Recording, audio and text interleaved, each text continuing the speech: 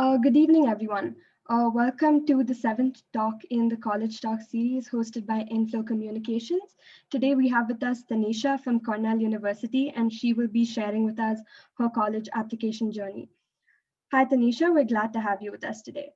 The College Talk series is a set of Zoom webinars where we hope to improve the exposure to and knowledge of the college application process among high school students by bringing students from various universities to share their experiences. Before we start, I would like to request all of you to keep your microphones muted and videos off throughout the meeting. Please refrain from annotating on the screens. And lastly, post all your questions in the chat box. They will be asked to the speaker in the latter half of the session. Thank you all for joining us today. Tanisha, you may now take over.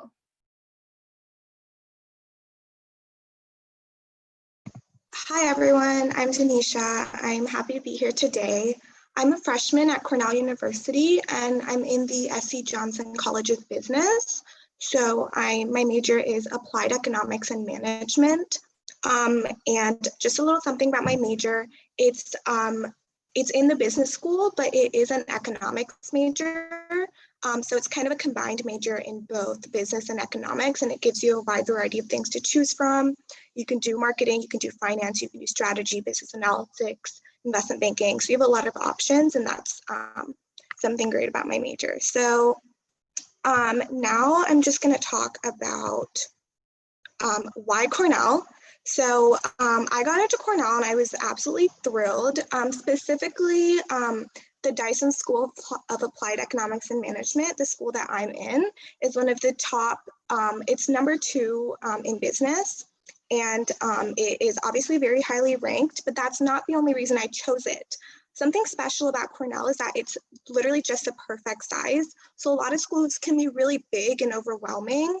And what's particularly overwhelming about a big school is that oftentimes it's really hard to find opportunities, to find research work, to find internships, or to get even the classes you want simply because the size of the school is so big. So Cornell is the perfect size. It's just in the middle. And so it's not going to be too big where you feel like you're just another kid in a sea of hundreds of kids and you don't feel like you're getting the attention you need. But it's also not too small where you see the same faces every single day. So it's just in the middle. And what's great about the Dyson School is that it has only around 150 kids in each batch. So you get a small school environment in Dyson in a bigger school environment within all of Cornell. So what I love about Dyson is it's so friendly. It's not at all competitive. All of the work, all of the assignments I do with my friends. Everyone is so willing to help each other out. And that was a really big requirement of mine, is that I wanted a school that was really friendly and was not competitive. And Cornell is perfect for that. Everyone I know loves Cornell, and it's not, you hear a lot of these horror stories about schools that are really competitive and people are stealing each other's work, and that's not Cornell at all. It also has a really strong pre-professional attitude. So they put a lot of focus on what you're going to do outside of school as well. So they want you to get good internships. They want you to place well after you graduate. And they also want to set you up well for grad school. So they have a lot of focus on the career sector. So they have a lot of talks with your career advisors. They have a lot of companies coming in for recruiting. Even for freshmen, they have a lot of options for freshmen to get internships, which is practically unheard of at other schools. So they really want you to do well in that area, and that's something that I've personally experienced as well. Flexibility of major is great. As I told you as well, we can choose from a wide variety of different things to do. So I'm not sure if I want to do finance or not, and that's completely okay because I can do marketing, I can do business analytics. They have so many courses, and you can choose from practically all of them. So these are just a few of the good things about Cornell. Also, a lot of people are scared of going to Ithaca. They think it's in the middle of nowhere. And while it is, it's like this beautiful little college town. It's so pretty, it's gorgeous. And so you guys should not worry about Ithaca at all. It's nice. So I'm going to talk a little bit about my journey and how I got in. So these are some of my stats. So my stat score, I got a 1570 on 1600.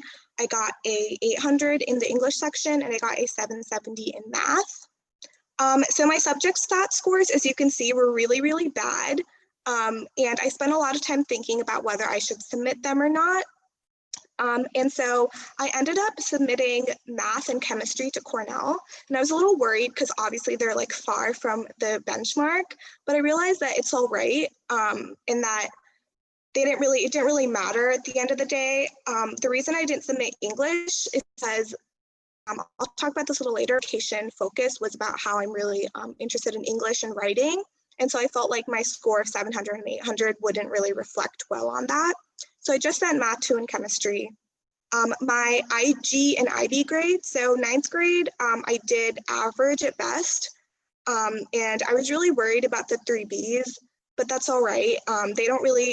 They just can care about an upward curve. And as you can see, up till like 11th grade, I was just improving. 10th grade, my IG boards as well, I got 5 A stars and 4 A's. And then my 11th grade, so I took 4 HLs in 11th grade, and I got a 38 on 42.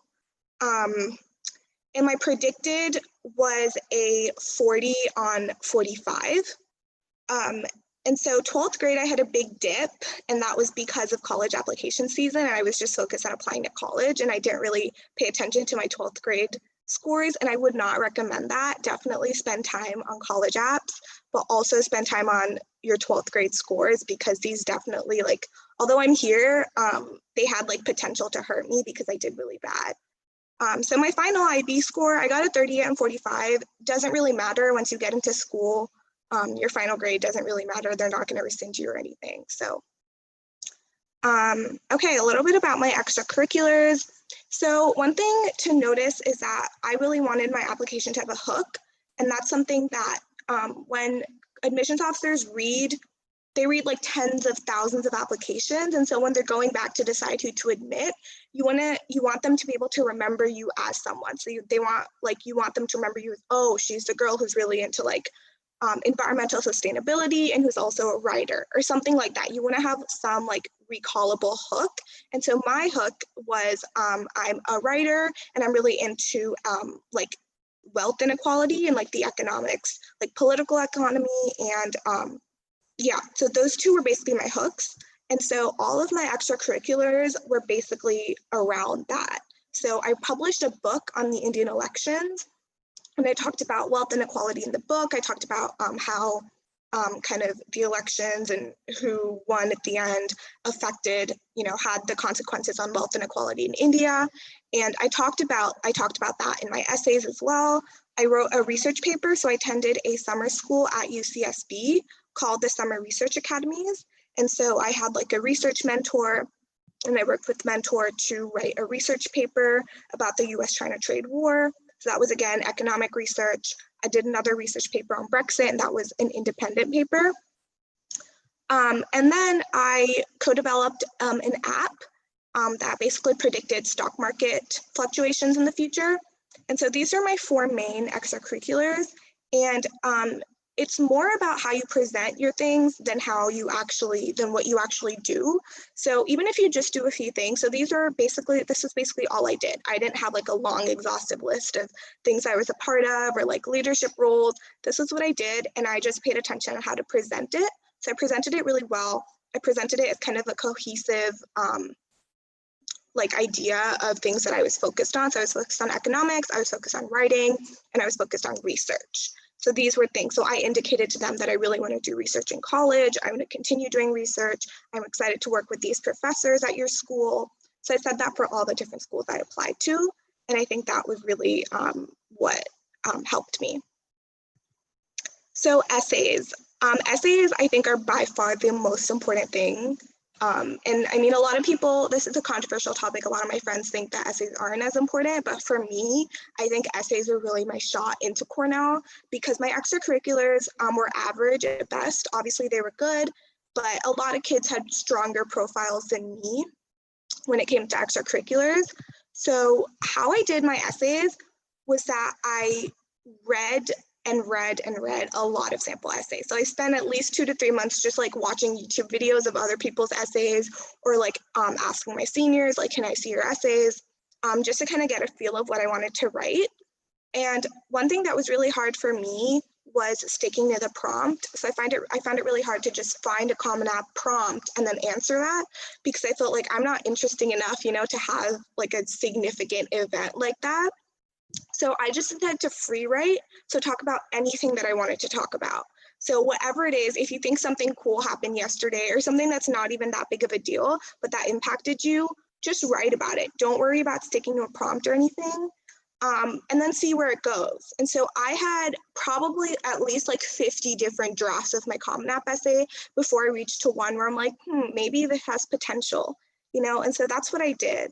And so don't worry about like, you know, oh, is this going to fit to a prompt or not? Like, I don't think that's important. If it doesn't fit into like a given prompt, you can fit into the prompt, I think, that just says like, write about anything. And so one thing to pay attention to when it comes to essays though is recallability. And that is so important. So you want your essays to be memorable, because they read so many essays and a lot of essays are written about the same things, right? And so even if your essay isn't necessarily a unique topic, if you have some things in there that are so memorable that the college admissions officer is going to be like, oh, she's the girl who wrote about this, or she's the girl who said this thing that was really funny in her essay.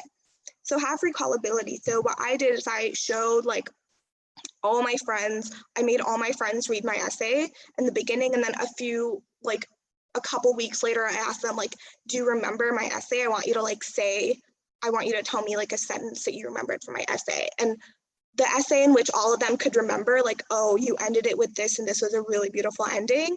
That one I was like, okay, the fact that they can remember this and they can like quote my essay is really important. And so when I got into a college, I was talking to the admissions officer who admitted me, and she told me like, your essay, I remember your essay was really good. You wrote about this, right?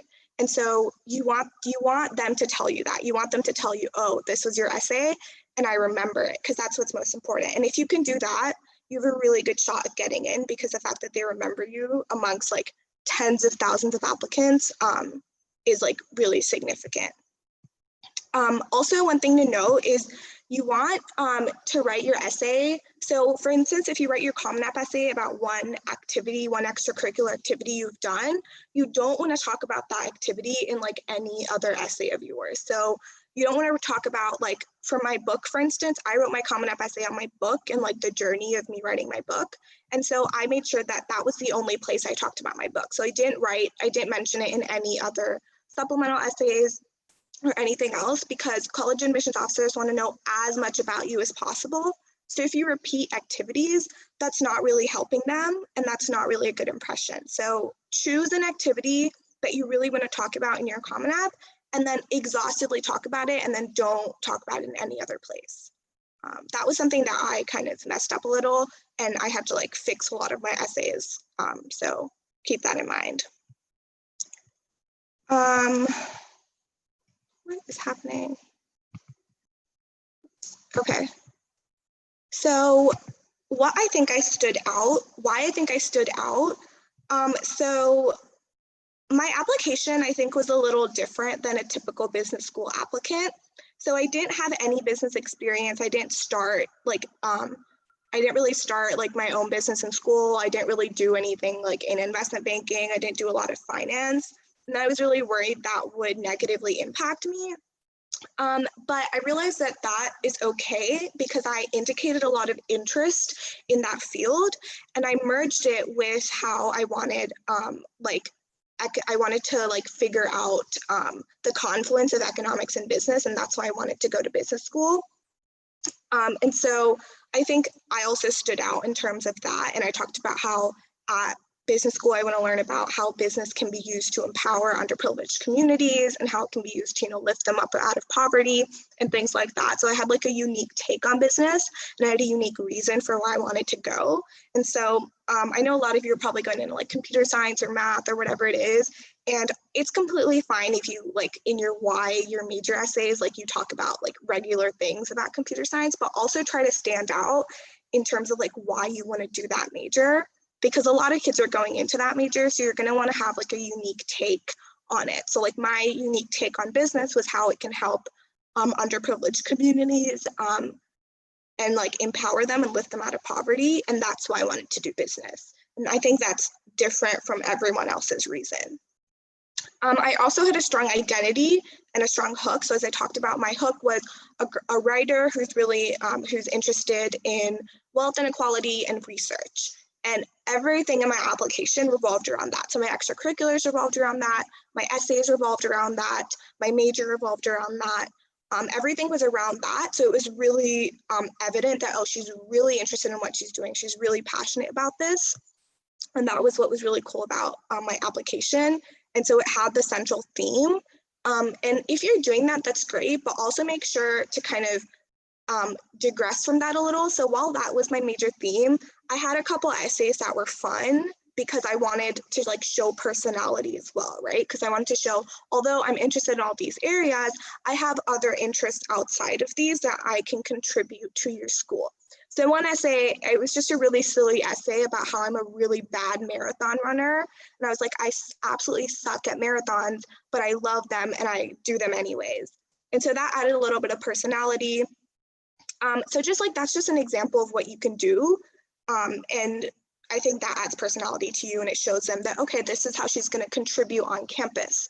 So I talked about some other things I was interested in. I said I did spoken word poetry. And so they were like, okay, so while she's into research and all these academic areas, she can also contribute in the form of like spoken word poetry clubs. You might join our marathon running team. So it's just like little things like that that show them you're more than just like a number in an application. You know, you're an actual human being and you have valuable interests outside of your academics. Another important thing is that my Why Cornell essay was really, really, really detailed. And I noticed that all the schools I got into were the ones where I spent a lot of time on my Why That College essay. So your Why essays are perhaps the most important. And so something that you want to focus on in your Why essays is you want to make sure you talk about the entire, all of the school, right? So you don't just want to focus on academics. You want to talk about what clubs you're going to be a part of, what you can contribute to the college community as a whole. You've probably heard this before, but colleges are looking for a well-rounded class. So like they're not looking for people they're not going to admit people who are all like really good at academics, right? They're going to accept some people who are really good at academics, some people who are really good at sports, some people who are really good at like other extracurriculars, because they want like a well-rounded batch. So you want to indicate to them that you're going to be contributing in different ways. So for instance, in my Cornell essay, I talked about why Dyson. So I talked about specific things about the Dyson School that I liked. So I talked about, oh, I'm really excited to do these 2 concentrations because these will help me with this. I want to do research, and this is a professor that's doing research in an area I'm interested in, and I would absolutely die if I could work with him. And then I talked a little bit about outside Cornell. So I was like, I love their spoken word poetry club. I love this poem that got published that came out of their club, and I'd love to contribute and I'd love to be a part of it. I talked about some business organizations I'd love to join. And I was really, really specific, and that shows them that I spent a lot of time researching. So be specific, talk about specific classes. I mentioned a lot of specific classes I wanted to take part in, talk about specific professors, mention their names, talk about research you want to do, talk about specific clubs you want to join. Basically just be very, very detailed about why the college is for you. And that will show them you're serious about coming. So yeah, that was basically how I got in, and I am open for questions. Okay, great. So I think you can leave this slide open and we can get to the questions. The first says, what is the name of your app? And if you could talk a little more about what it was and what it did. Right, so my app was called C-Stock, and I don't have a lot of technical computer science experience. So I partnered with this master's student at NYU who's doing his master's in computer science and who was doing a lot of research in this area. And I asked him if he would be willing to help me research this field and come up with some sort of algorithm to predict stock market fluctuations in the future. And so I did a lot, I learned a lot from him, but I wasn't that like extensively part of the development process, but I was part of the design and application process. And I indicated in my application that was a huge learning curve for me. But I also said that I learned a lot about computer science, and that was the reason I discovered computer science wasn't for me, because I did not like the programming process. And while it was interesting to learn it, I was like, I cannot do this for the rest of my life. And that's completely fine. You're gonna have extracurriculars that you tried out and then you don't like and you don't want to do them in the future. And I indicated that. And yeah, so that was a little bit about my app. Yeah, if you could now talk about a little more about your college list, like what colleges did you apply to and which ones did you get into? Sure. So a lot of people are going to tell you, like, don't apply to a lot of colleges, just apply to a small list, like maybe 10, 12. I did the complete opposite. I don't agree with that. I think you should apply to as many colleges as you can, and you've got to shoot your shot, right? So I didn't think I was going to get into Cornell, right? But I just applied and I got in. And so I think you should I had like 20 colleges. I exhausted all 20 slots on my Common App and I applied. I had majority of my colleges were reach schools. So Cornell was actually the only Ivy League I applied to, because Cornell was the only Ivy I wanted to go to. But I had a lot of other reach schools. So I had like CMU. Yeah, I mean, that's all that comes to mind right now. But I had majority of my colleges were all reaches, and then I had safeties. And safeties are basically like what you make sure your safeties are colleges that you're actually going to go to. That if you don't get into any of your reaches or any of your targets, you're going to be completely fine going to a safety. So that's kind of how I did my college Common App. And it's called like shotgunning, in which you apply to like every single top 20 school in hopes that like one will accept you, because like the probability increases. So that's what I did. I had Cornell, I had Carnegie Mellon, and then the UCs, I had UCLA, UC Berkeley. And so those are some of the schools I applied to. I had safeties as well. I maybe had like 1 or 2 target schools, but my main focus was on my reaches and on safeties. So I think obviously you can define what strategy works for you. But for me, I just found that I really wanted to shoot my shot and I wanted to apply to as many reaches as I could apply to. All right, so at Cornell, are you allowed to take classes across different schools? Yeah, you can, of course. So you have some required courses that you have to take within your business school, but you can take electives, which are courses that you can take across schools. So if I want to take, for instance, if I want to take an English class in the English department, I'm more than welcome to take class at an English department, to take a class there. And they don't have any restrictions on that. People can take business classes if they want in the Dyson School. So that's completely okay. And you're gonna spend most of your time within your school. So most of my classes are gonna be within the Dyson Business School, but you have space for around 1 or 2 classes each semester to do classes that you just think are super fun and interesting. All right, how can boarding school students boost their application as the opportunities they have are very limited? So colleges take into consideration your context, right? So they're going to compare you to students within your school, not necessarily for students outside your school. So I don't think you should necessarily worry about, oh, I don't have a lot of opportunities. That's okay. The college is going to know that. They're going to know where you're coming from and what school you're from, and that you possibly had limited opportunities. But I think that you should definitely take initiative yourself, right? So my school, for instance, they didn't really give me any research opportunities. My school did not do anything when it comes to my extracurriculars.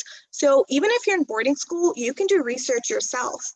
All you have to do is find a research question, research it for a couple months, write a research paper. And if it gets published, great. You don't even have to publish it. My research paper wasn't published. I just wrote it and I attached it to my application, and I said it was a well-researched paper, and they saw that.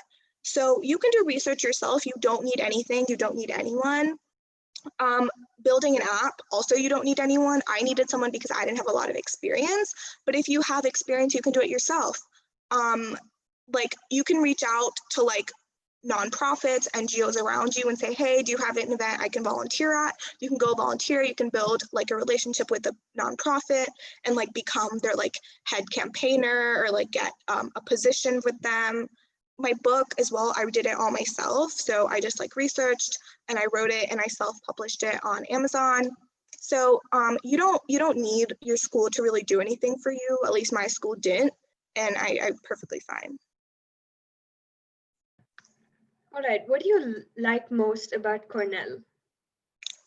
There are a lot of things I like about Cornell, but I think the best thing I like is that it's a very, very nurturing environment. So they care a lot about each individual student. And when I was choosing what college to go to, when I was like making my college decision, I was choosing between Cornell and a really big state school. I don't want to mention which state school and like crap on it, but like one thing that really stood out about Cornell is that they care about you as an individual. So I have a personal academic advisor and I can book an appointment with her like any time and day and talk to her about absolutely anything. And she'll give me like advice on academics, on outside life. I have like a personal career advisor as well. So he's like my career advisor and I can book an appointment with him and he'll tell me, these are some internships I found for you. You can apply here. And I also like that it is very, very tight knit. So not just the Dyson School, all of Cornell, it's very tight knit. So people are very, very willing to help you.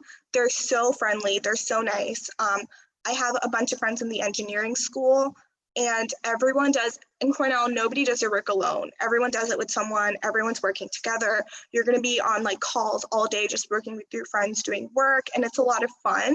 And so it's not competitive at all. And it's very tight knit, it's a really close community. And I feel really supported here where I feel like if it was at a bigger school or even a school that was the same size, but that didn't have as many resources, I wouldn't feel that way.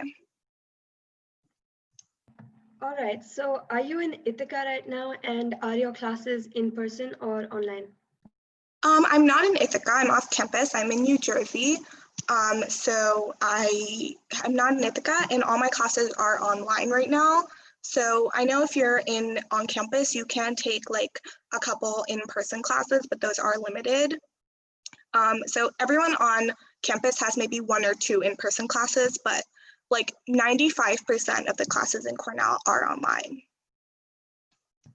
All right, great. So how can an average student get into their dream colleges and how would you say we should prepare ourselves? Right. I was like an average student. I don't think there's such a thing as like an average student. I know a lot of people are gonna like tell you their cutoffs for like grades, like, oh, if you don't get above a 38 in IB, you're not gonna get in. Or if you don't get above like 1500 SAT score, you're not gonna get in. And like, I don't think that's true. I know there are a lot of kids who had a lower IB score, a lower SAT score, and they got into like incredible colleges. And so I think what's most important is that you make your essays really indicative of who you are and you make them really memorable. And so you talk about like, if you didn't have a lot of opportunities, you talk about that and you talk about how you made the best of whatever opportunities you had. And that's completely okay. And you try to do, as I said before, just like a lot of extracurriculars, you don't need anyone else to do them with. You can do them yourself. And so if you just have a couple really, really strong extracurriculars, you're completely good. So like my book, I put a lot of effort into that. And I said, like I spent a lot of time doing that. Same with my research. So I just had 4 activities and those were my main activities and I made it. So I don't think you necessarily need to have like an exhaustive list of like 20 leadership positions. You don't need to be on the student council. You don't need any of that. You just need to show them that you're really interested in what you've done. And in the few opportunities you had, you like made the best of them. All right, so the next question asks about if you got into UCLA since you mentioned that you had applied. Oh yeah, I did get into UCLA. Nothing against UCLA. UCLA was my dream school. So I had dreamt of going to UCLA ever since like I can remember. And so it was a really tough decision between Cornell and UCLA, but ultimately I just felt like Cornell was more, it was just like meant for me. And I didn't spend a lot of time researching Cornell before I applied. And so I didn't know that it was like such a great school and it had so many merits. But UCLA is awesome. I think it's like so wonderful and like it's great. Yeah. All right, could you comment on the financial aid at Cornell if you have any knowledge about that? Yeah, so the financial aid at Cornell is really good. So I know it is more, financially at Cornell is like more generous than it is at some other schools, at least compared to like public schools, because Cornell is obviously an Ivy League, so it gets a lot of donations and it gets a lot of endowments from its alumni. And so like there's a financial aid calculator on the Cornell website. If you just Google Cornell Financial Aid Calculator, you can put in all your information and it'll like calculate within 2 seconds like how much it'll give you. And most of the time it's pretty accurate, maybe like a couple $1,000 here and there, but that's pretty accurate to give you like an understanding of what it is. And so I know that Cornell Financial Aid is generous, and they will make sure, like if you want to go but you can't afford it, they will make sure to provide you with the resources to be able to come to Cornell. If they accept you, that means they really, really want you there, and they're going to figure out how to get you in. So if they can't, first of all, they will give you the financial aid you need. If they can't, they'll like set you up with some sort of like organizations who are doing scholarships or who are giving underprivileged people the opportunity to come. For instance, I know there's this kid from a small village in like UP, and he's like the son of a farmer, and he got into Cornell, and obviously he said he didn't have like the resources to pay tuition or to like even pay his flight ticket to go. And so they gave him like a full scholarship. Everything is sponsored, taken care of him. Like he doesn't need to basically pay a cent out of his own pocket. And so they took care of him like that. So I know they're very generous, and you can just like make sure you can go to the financial aid calculator and you can check how much they're giving you. You can even email them. I think their email is like finaid@cornell.edu, and you can ask them questions that you have, and they're really responsive and they'll get back to you. Okay, so how important do you think a counselor is in the application process? By counselor, okay, I'm gonna assume you mean like school counselor. So your school counselor is important. It's more important than I would like the school counselor to be. So they have to deal, the most important role of a school counselor is recommendations, right? So they're gonna have to write your counselor recommendation.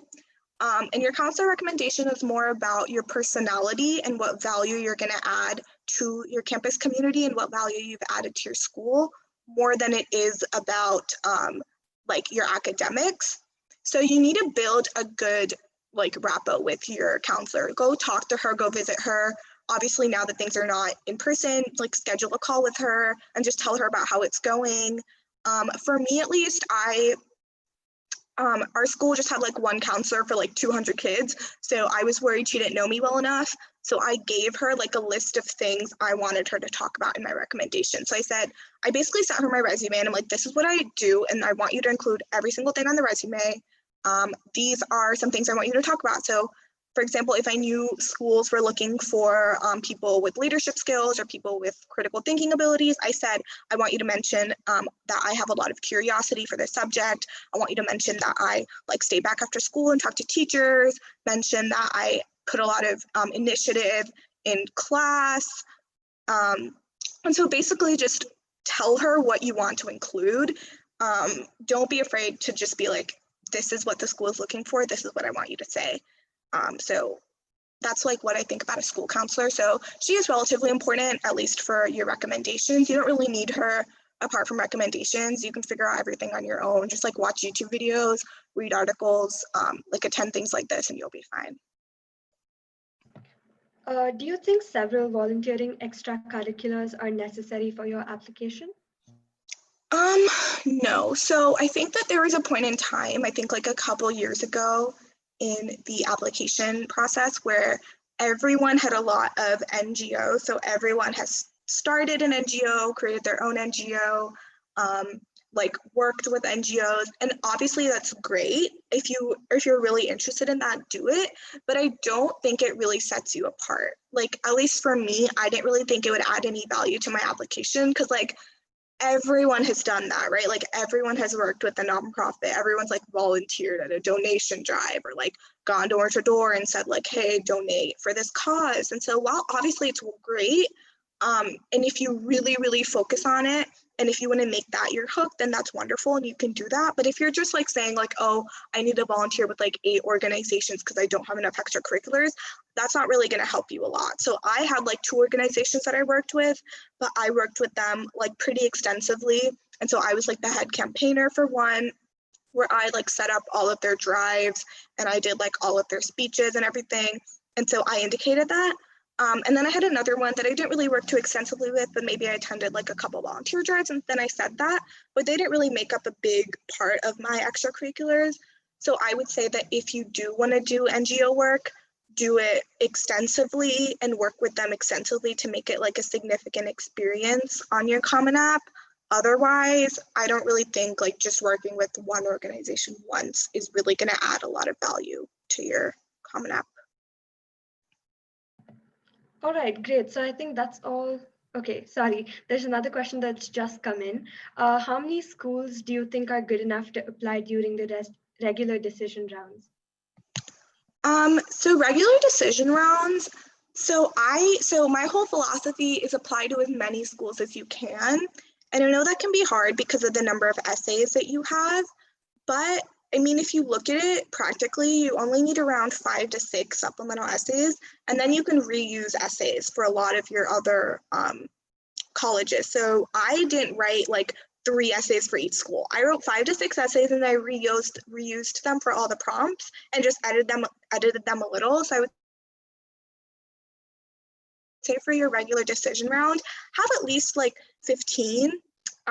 Just like an average number. Obviously you don't need to stick to that, and it like depends on how many schools you applied to like in the early round, but I think 15 is a solid number because that gives you a good shot. Have a couple reaches, have a lot of reaches, have a couple safeties, and have maybe like 2 to 3 target schools that you are interested in and that you're like pretty sure you have a good shot at. All right, so did you apply early or regular to Cornell? So I applied regular decision to Cornell. Fun story, I applied ED to Brown and I got rejected. And I was really relieved when I got rejected because I think like 2 weeks after I applied to Brown, I did more research and I realized I did not like it at all. And I was terrified that I was going to get in because I did not want to go there.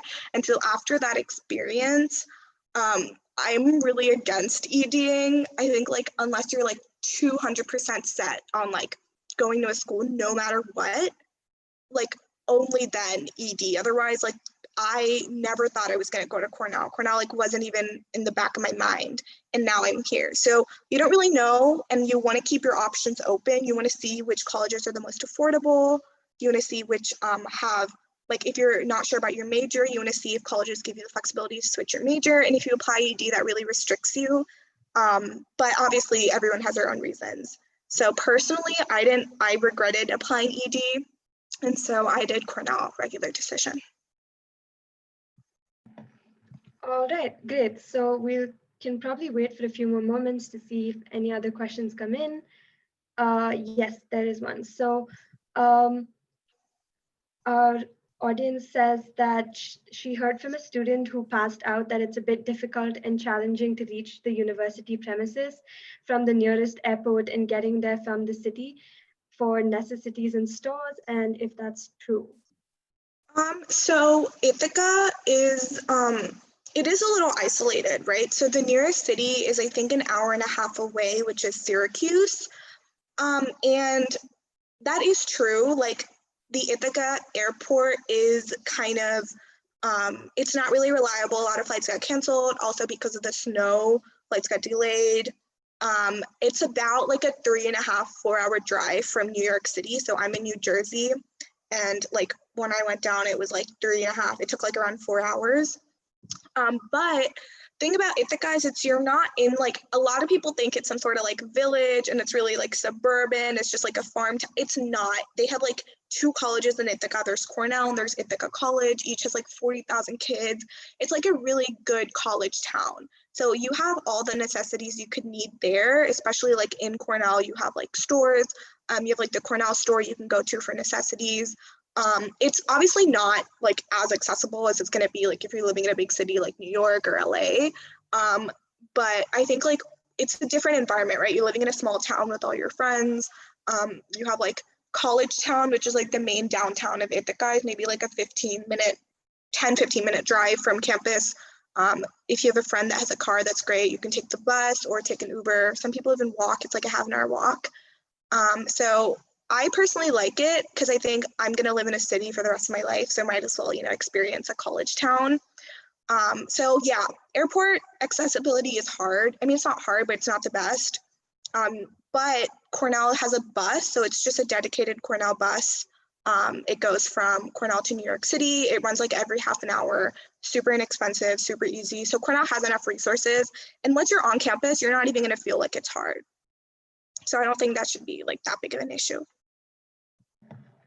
From personal experience, can you talk about economics and business subjects in the IB program and how to do well in them?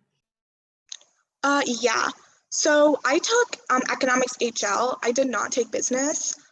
From what I've heard, business is like not really the hardest subject. I mean, it's like not easy, but it doesn't really require that much work. I could be completely wrong because I didn't take it, but just from like my friends who've taken it, that's what I've heard. The reason I didn't take business is because I know there's like an overlap between economics and business, and a lot of colleges see that as like, oh, you're taking two really similar subjects when you could have taken different ones, when you could have just taken business and then taken something else versus both economics and business. I know kids who have done that and they're at great colleges, so it isn't really that big of a deal. Economics, IB is really extensive, so they teach you a lot. So I'm taking like an intro microeconomics class at Cornell right now, and I know pretty much everything because we learned it in IB. So IB really sets you up for college. They teach you a lot of things that you need at college, so you're going to be relatively in a better position compared to other kids when you join. At least that's what I've experienced. Economics, I wouldn't say it's like hard. It's not like easy either. I think if you like study, you put in the work, it's completely manageable. And I didn't even have a teacher. My school didn't even give me like an economics teacher like all throughout IB, and I managed. So I don't think it's that bad.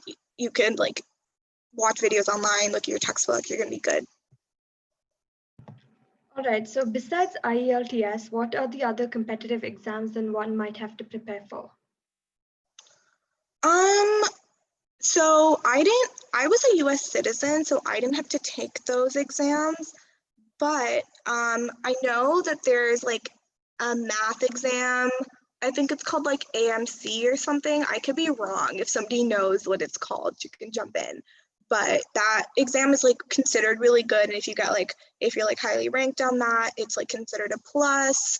I know a lot of kids who did Olympiads. I don't really know the merit they have, but I think they're considered pretty good exams as well.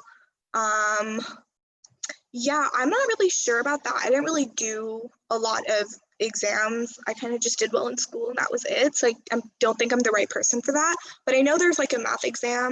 I think it's called AMC. You can just Google it. And that I know is like really, really highly ranked. And if you do well on that, they think you're like really legit, for lack of a better word. So yeah. So when you spoke about highly flexible majors at Cornell, what exactly did you mean? And how much more flexible then would they be as compared to the rest of the Ivies or Reed schools? Right. So when I meant by flexible major, so I meant two things. Firstly, so the major I'm in, applied economics and management. There are different concentrations. So you can choose up to 2 concentrations, and they have concentrations in marketing, strategy, business analytics, entrepreneurship, finance, like data analytics, so many concentrations. So that gives me the opportunity to choose any of those. So when I was looking at like different business schools, I noticed that a lot of business schools are just finance focused. So if you go there, it's going to be a very, very good education, but it's just going to be in finance. And if you realize 2 years down the line, you don't want to do investment banking, you don't want to do consulting, you're not really going to have a choice. But when it comes to Dyson, or at least my major, you have a choice, right? So you only have to choose your concentration in your 3rd year, in the beginning of your 3rd year, and they expose you to all the different concentrations. So right now, or at least next semester, I'm going to have to take classes in different ones. I'm going to have to take some finance classes, going to have to take some marketing, some strategy, some consulting. So I want you to try out these different areas to decide what's best for you. And I thought that was really valuable because I'm still not sure what part of business I want to go into. Also, it's really easy to like switch your major. A lot of colleges don't have that flexibility. And that was really important to me because although I really like eco and business and now I would never switch, at the beginning I wasn't sure. And so Cornell gave me that flexibility where you literally just have to go fill up a form, have like a minimum, I think 3.3 GPA, and you'll be able to switch to another major. That's really important if you're not really sure, or even if you're sure but you want that flexibility, Cornell offers that. I can't really speak to other IVs. I don't know. I know Brown has an open curriculum, which is fantastic. You don't have to take any courses if you don't want to. So the open curriculum is like, there are no required courses. You can take whatever course, even if you're in like a math major, you don't have to take a single math course if you don't want to. So I know that is like super flexible. I know like Wharton, I could be wrong because I don't go there, but I know Wharton is very, very finance based, and it's very competitive, and some people thrive in that environment, and that's great. It's just not for me. Yeah, I can't really speak to other Ivy Leagues, so I don't know much about them, but this is what goes on at Cornell. All right, Tanisha, thank you so much for joining us today, and thanks everyone else in the audience for joining us. Just a reminder, tomorrow we have Sadhika coming in from UC Berkeley to give a talk on her college application journey, so please join us at 9 p.m. IST, and we will be ending the session today. Thank you so much once again, and good night.